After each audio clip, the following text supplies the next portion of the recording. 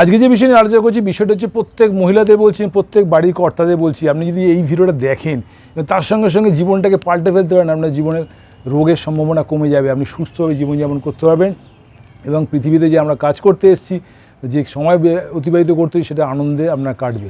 এবং আমরা WhatsApp number দিয়েছি, কোনো অসুবিধা আমাকে হোয়াটসঅ্যাপে জানাবেন। আর একটাই কথা বলি, সাবস্ক্রাইব করতে ভুলবেন না, বেল আইকন টিপতে ভুলবেন না, সবাই কিন্তু শেয়ার করতে ভুলবেন না। বিষয়টা হচ্ছে কি, যে আপনি যদি রান্নাঘরে সময় কম কাটান তাহলে আপনার জীবন ভালো থাকবে। আপনার ফ্যামিলির লোক যদি রান্নাঘরে সময় কম কাটায় তারা সুস্থভাবে জীবনযাপন করতে পারেন, ফ্যামিলিটা বেঁচে যাবে। তো আমার এই বিষয়ে প্রচুর ভিডিও আছে, সেগুলো দেখবেন। আর তার সঙ্গে সঙ্গে এই ভিডিওটা শেষ পর্যন্ত দেখুন।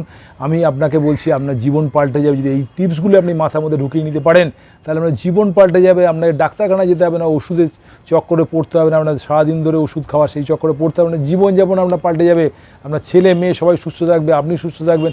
এটাই তো আমরা সবাই চাই, সুস্থ থাকি, সুস্থভাবে কাজ করতে পারি।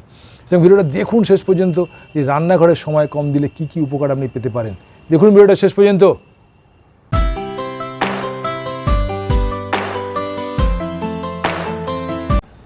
আজকে যে বিষয় নিয়ে কথা বলছি বিষয়টা হচ্ছে যে আপনাদের রান্নাঘরের সময় কম দিতে বলেছি। তার কারণটা কি, রান্নাঘরে যখন আপনি বেশি সময় দেবেন তখনই ভাববেন আপনি বেশি রান্না করছেন। যে জিনিস বেশি পাকিয়ে খাবেন সেই জিনিসের ইনগ্রিডিয়েন্টস মানে যে তার থেকে যে উপকার পায় সেটা নষ্ট হয়ে যাচ্ছে।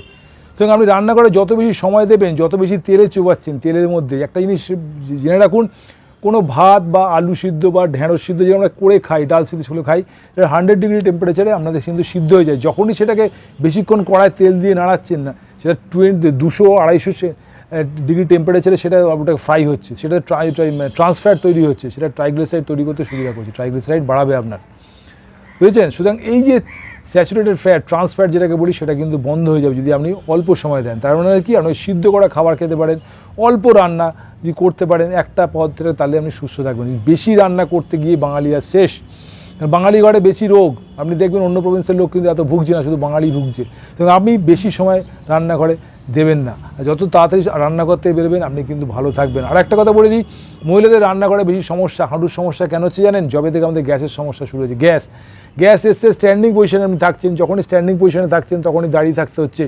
দাঁড়িয়ে থাকার ফাংশন হচ্ছে কি, কাপ মাসেলগুলো যখনই দাঁড়িয়ে থাকছেন এই কাপ মাসেল আপনাদের প্রবলেম করছে। দাঁড়িয়ে থাকছেন পুরো স্ট্যান্ডিং পজিশনে, তখন ওয়েট, আপনার ওজন বেশি, বেশিরভাগ মহিলাদের ওজন বেশি থাকলে কাপ মাসেলের মধ্যে প্রেশার পড়ছে। আর কাপ মাসেলে প্রেশার পড়া মানে এইখানে হাঁটুটার মধ্যে আপনার সমস্যা দেখা দিচ্ছে।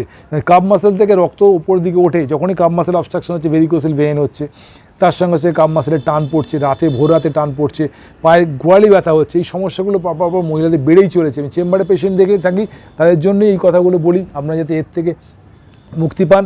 সুতরাং আপনি দাঁড়িয়ে রান্না কম করার চেষ্টা করুন। যখনই আপনি বসে রান্না করবেন, যখন আপনি ধরুন বসে, আগেকার দিনে লোকে বসে রান্না করতো, এখানে কাপ মাসেলগুলো এখানে চাপ পড়তো, ব্লাডের ফ্লো ঠিক থাকতো। যখনই আপনি দাঁড়িয়ে পড়ছেন, দাঁড়িয়ে রান্না করছেন, তখনই সমস্যা বাড়ছে। সুতরাং আপনি বসে রান্না করলে কাপ মাসেলের মধ্যে প্রেশারটা পড়ছে, তাহলে আপনি বেশি উপকার পাচ্ছেন। কোরিয়ানরা, জাপানিজরা বা সাউথে নর্থ ইস্টের লোকেরা, মানে এশিয়ার লোকেরা, তারা কিন্তু এরমভাবে বসে খায়, এরমভাবে তারা বসে খায়, জানেন? এরমভাবে তারা বসে খায়, এখানে খাবার দিয়ে আমি বসে খাই। তাহলে কী হচ্ছে কি, এখানে প্রেশারটা পড়ছে, এটা কাপ মাসেল বা গ্যাস্ট্রিক মাসেল বলে বসে খাচ্ছে, তারাতে কিন্তু বেশি ইম্প্রুভমেন্ট তাদের ক্ষেত্রে আসে, তারা কিন্তু দীর্ঘদিন সুস্থভাবে থাকে এবং বেঁচে থাকে। হার্ট, এটা সেকেন্ড হার্ট বলে কাপ মাসেলটাকে। এই সেকেন্ড হার্টটাকে যদি ভালো রাখতে চান, তাহলে রান্নাঘরে আপনি দাঁড়িয়ে রান্না করা কম করুন, সময় দিন। আর যদি রান্না করতে চান তাহলে একটু বসে থাকবেন চেয়ারে, তারপরে চেয়ার দিকে বসে আবার রান্না করার চেষ্টা করুন। কন্টিনিউসভাবে দাঁড়িয়ে রান্না করবেন না। রান্নাঘরে তেল অফ করুন। তেল মানে রান্নার তেল। আমি বলেছি প্রত্যেক মানুষের দরকার প্রতিদিনে 10 ml মানে 2 চামচি তেল, আমরা চামচ তেলে রান্না করতে হবে। তার থেকে বেশি রান্না করলেই মানে বেশি খাচ্ছেন। মাসে 300 গ্রাম তেলে বেশি আপনি খাবেন না, এটা মাথায় থাকে।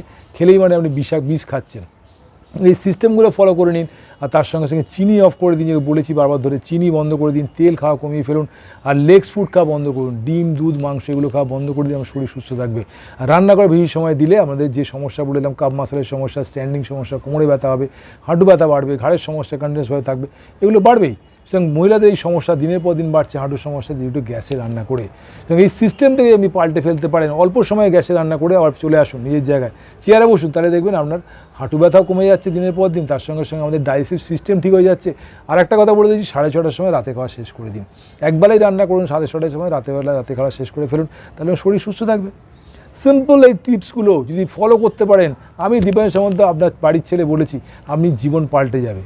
6:30 রাতে খাওয়া শেষ করুন, রান্না একবারই করুন, আর ফল খান প্রচুর পরিমাণে দুপুর 12টার আগে, স্যালাড খান খাওয়ার আগে, আপনার ওজন অনুযায়ী, আপনার ওজন 60 কিলো হয় তখন 300 গ্রাম স্যালাড খাবেন, আর ফল খাবেন 600 গ্রাম কি 700 গ্রাম, বেশি ফল খেতে পারেন, 600 গ্রাম বেশি, 60 কিলো ওজন হয়।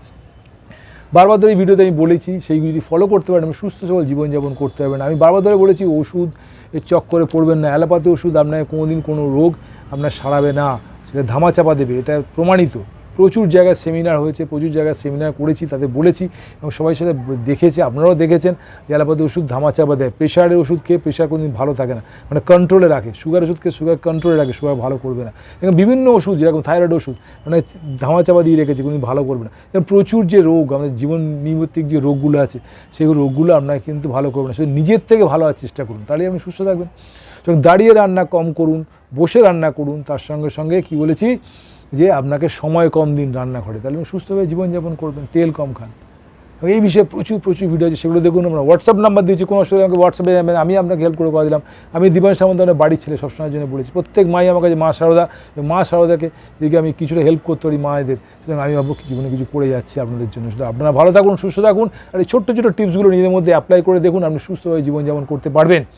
ভালো থাকুন, সুস্থ থাকুন, ভগবানের কাছে এই প্রার্থনা করি। আর সবাইকে একটাই কথা বলি, সাবস্ক্রাইব করতে ভুলবেন না, বেল আইকন দিতে ভুলবেন না, সবাই কিন্তু শেয়ার করতে ভুলবেন না। কি ফেসবুক হোক, আপনি ফেসবুক থেকে শেয়ার করতে পারেন, ইউটিউব থেকে শেয়ার করতে পারেন, বন্ধুবান্ধবদের শেয়ার করতে পারেন, সবাইকে শেয়ার করুন, তারাও যেন ভালো থাকে। আমি চাই সবাই সুস্থভাবে বেঁচে থাকুক, বিশেষ করে বাঙালিরা। বাঙালি আজ খুব অবস্থা খারাপ, বাঙালিদের ফিজিক্যাল অন্তত অবস্থা খুব খারাপ বাঙালিদের, এবং তারা বেশি রোগে ভুগছে, বেশি হসপিটালে তারা যাচ্ছে, এবং তারা ভালো থাকুক, সেই জন্যই আমি ভিডিওগুলো দিচ্ছি। ভালো থাকুন, সুস্থ থাকুন, ভগবানের কাছে এই প্রার্থনা করি। নমস্কার।